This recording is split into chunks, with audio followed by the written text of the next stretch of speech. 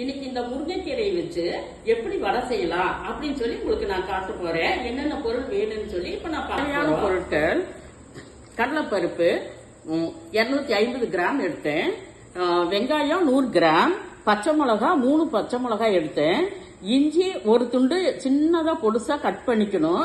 தேவையான அளவு நான் இன்னைக்கு பட்டை போட்டு வடை செய்ய போறேன். வாங்க வீடியோக்குள் போலாம். நான் 200 கிராம் பருப்பை ஊற வச்சு மிக்சியில அரைக்கிறதுக்கு நான் எடுத்துருக்கிறேன். 2 தடவை அரைக்கணும். 2 பல்லு பூண்டு எல்லாத்தையும் அரைச்சிட்டுங்க.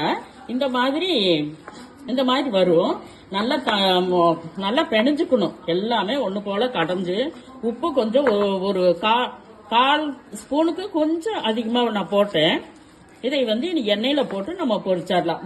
முருங்கைக்கீரையை இந்த மாதிரி அரைச்சிடணும். இது நல்ல சத்து. பிள்ளைங்க சின்ன குழந்தைய சாப்பிட்டாலும் அவங்களுக்கு நல்ல ஒரு ஹெல்த்தா இருக்கும். பெரியவங்க வரையிலும் வயசானவங்க வரையிலும் இந்த வடையை சாப்பிடலாம். ரொம்ப நல்லா இருக்கும்.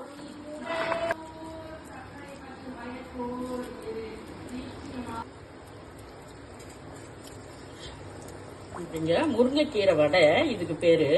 இந்த முருங்கைக்கீரை வடையை சாப்பிட்டோம்னாக்க இந்த உடம்பு நல்லா சத்தா இருக்கும்.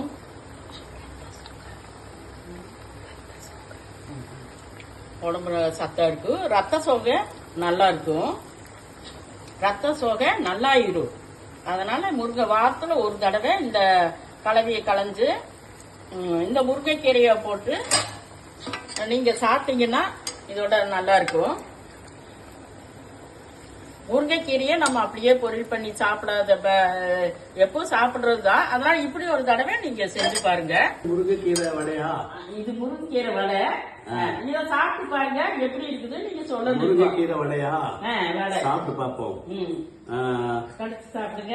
எப்படி இருக்கு? நல்லா இருக்கு. சொல்லுங்க. இருக்கு. நல்லா இருக்கா?